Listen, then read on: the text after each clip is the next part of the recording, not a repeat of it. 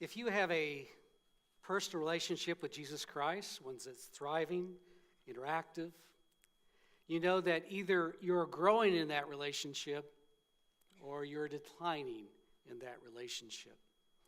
Just like a plant has to have certain things in order for it to grow, nutrients, sunshine, and water, so as a disciple of Jesus Christ, there are certain things that are essential for us to grow as well. And that's what the Committed to Christ series and study is all about. So if you're reading along, if you happen to have missed either of the first 2 weeks, we have the commitment cards for each appropriate week at the table outside, and you can pick those up, look at those, and fill it out and complete it and submit it as well, along with what we do today. 2 weeks ago, we focused on prayer, and we concentrated on the simplicity of prayer. We mentioned that the Lord's Prayer has 50 one-syllable words in it. Last Sunday, Pastor Aaron focused on the importance of Bible study, but he made the critical point that we don't study the Bible just for knowledge's sake, but we study it in order for something to be produced, to be a product that is given to the world on behalf of Jesus Christ. There should be a way that it applies to our daily lives. Today, we focus upon the value of worship for our discipleship. Now, you can talk to any pastor, talk to any church consultant, and they'll tell you there's a phenomenon taking place in the last few years, and that's the fact that people are going to church less. Now, let me separate this from the people that have given up on the church, the people that have rejected the church. The researchers call those the nones. They're the people, if you ask them in a survey what their religious affiliation will be, they'll simply just say none, and that is growing. But that's not what we're talking about today. That's another issue altogether. What we're focusing on is the fact that people that are committed followers of Jesus Christ, people that would say, that's my church, I attend such and such church, or I'm a member of, are going to church less often. Now, it's hard to get really hard data about this because surveyors are taking note what they call the halo effect. That when you ask people how often they go to church, they tend to say a lot more than they actually do. I guess that's true with a lot of research. A lot of the research shows that on average, about 37 to 39% of people consider themselves regular churchgoers. But we also have some data that says that on any given Sunday, there's only 17% of Americans in a pew or in a chair in a worship space on any given Sunday. As a matter of fact, if you use the standard of regular as being 3 Sundays out of every 8, that's kind of being generous, isn't it? That's still only 23 to 25% of Americans would fit in that category. 23 to 25%. What that means in practical terms is people that used to go 4 times a month are going more on average like 3 times a month. People that used to go twice a month are now going more like once a month. The days in which you had a core of people that were there 50 out of 52 weeks seems to have passed and may not be coming back. Carrie Newhoff shares the reasons for that. And I want to go through this list. It's kind of lengthy, but I think it might be one that you identify with in some way and helps us kind of get a handle on this issue. And the first reality is that greater affluence leads to less worship attendance. Money gives people options. And an interesting thing about the middle class is we are told is shrinking, which is a problem in and of itself. But it's shrinking not just because there's more people in the poorer class, the lower class, there's more people in the upper class. Disposable income in the United States is at an all-time high. There is more money available to people, and when you have money, there are more options. There's more technology options, more travel options, more options for our kids. And affluence has that ability. It's so subtle. But it can move us away from that sense of our dependence upon God, our need for God. I mean, even Jesus himself, what did he say? It's easier for a camel to go through the eye of a needle than for a rich man to enter the kingdom of God. Another issue is higher focus on kids' activities.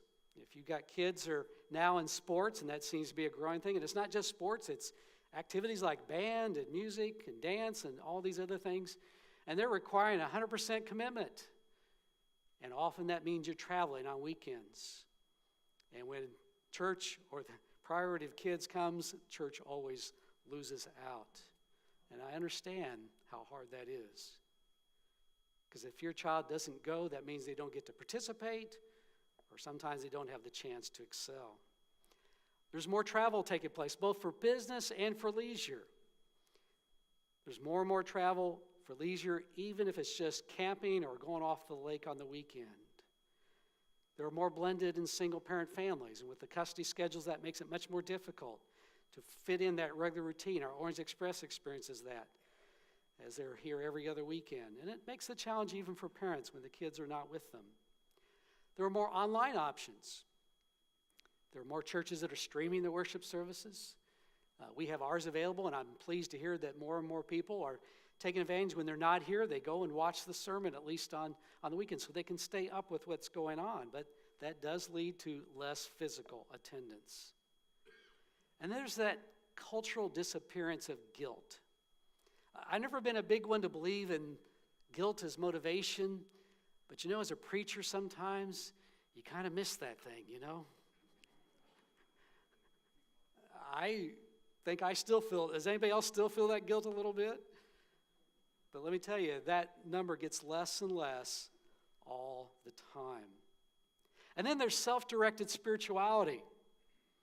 I mean, how many of us who have a child that's sick, before you call the doctor, you get online and you try to diagnose that child yourself. You try to save yourself a trip to the doctor, and then when you figure out you haven't quite got it stopped, you go to the doctor and you tell them what you think it is, and that drives physicians nuts. And how many of us, when we buy a car, we research it online over and over, so when we go, we know what we should be paying. Well, the same thing is happening with our spirituality. For better or for worse, people don't look to leaders to find their direction in life. And especially when many consider the church as another institution, they tend to not get excited about the organization of it. And then there's the failure to see a direct benefit. And that's one that I think's on us as a church. People make time for the things that they value. So it's so important that we make sure that whatever we offer is relevant and critical and meets the needs of those persons. And if we feel we're doing a good job of that, then we need to do a better job of explaining why it's relevant and important to their lives. We've got to make it clear so that it'll be valued. And then here's another one that churches need to rethink. Sometimes churches get focused on attendance. Just because someone shows up on Sunday doesn't necessarily mean that they're engaged. And we need to think in terms of engagement. How are we challenging people and bringing about transformation in their lives in every possible way that's available? And I'll say a little bit more about that near the end. And then the last thing to consider is that our society right now is going through a massive cultural shift. And if you haven't noticed that, then you got your head in the sand. There are so many changes taking place. The issues that people are dealing with are so radically different. And if we don't stay focused and understand the needs of the people that the world brings to us, then we will lose their presence. Now, I'm not offering these as excuses. These are just the way things are. And that means that we as disciples and as a church have to be much more intentional and strategic about everything we do if we're going to ensure that there's spiritual growth in our lives and especially in the lives of our children and grandchildren. But we're not the first ones that have this issue. If you're paying attention to the Hebrews passage, you notice that the first century church started to have this problem, especially the longer they got away from when Jesus died and was resurrected. And especially with that anticipation that Christ could be coming back any day, they began to lose that fire that they had. We can read between the lines in the Hebrews passage, and we're pretty clear that the book of Hebrews was written somewhere between 80 and 96 AD. The circumstances, the context fit the reign of the Emperor Domitian, who was the emperor of Rome during that time and had initiated some sporadic persecution in given areas. And we have lots of evidence that Christians had to go underground.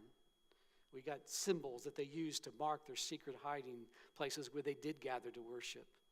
We've got anecdote stories of communications between Roman governors and the emperor about asking advice on what they should do with these Christians who will not bow down and worship the emperor. Christians were marked, and that meant the loss of their livelihood, the loss of their job. It meant sometimes prison. It meant sometimes even death. And so there were reasons. In spite of that, the writer of Hebrews says, don't stop meeting together, which some people have gotten into the habit of doing. But we can learn from this writer of Hebrews. Because I want you to notice the method he uses and encourage them to make sure they continue to meet. He doesn't use guilt. He doesn't declare that God demands it. If we want to appease God, we got to be showing up. These are the words that he uses. It is to hold on to hope. It is to remember the promises of God. Worship is to spark love and good deeds in one another. It is to encourage one another. Now, I think that's a different approach than sometimes we ourselves bring to worship.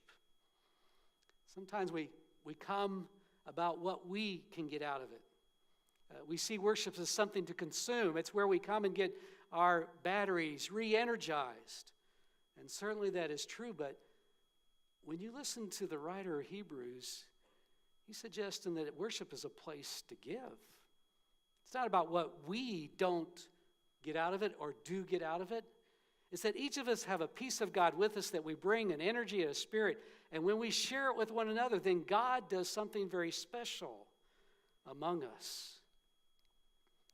Those are very good reasons to come together, and it's very real.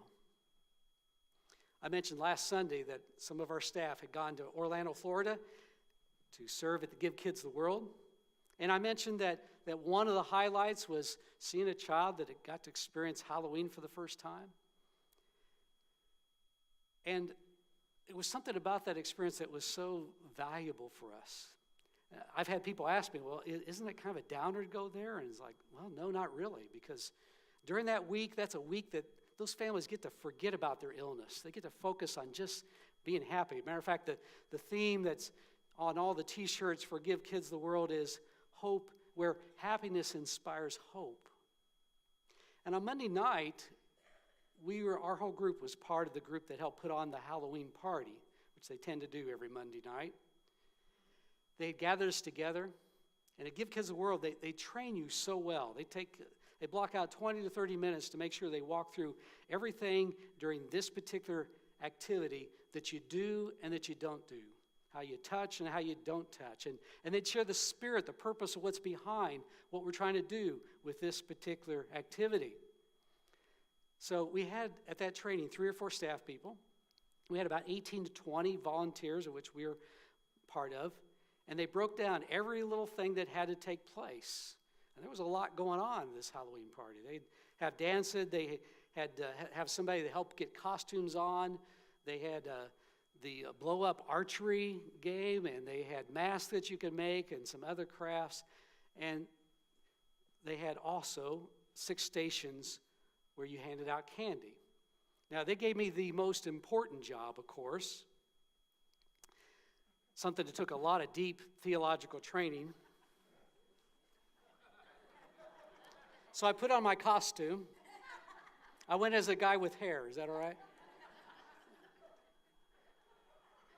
And they put me on the first cauldron of candy.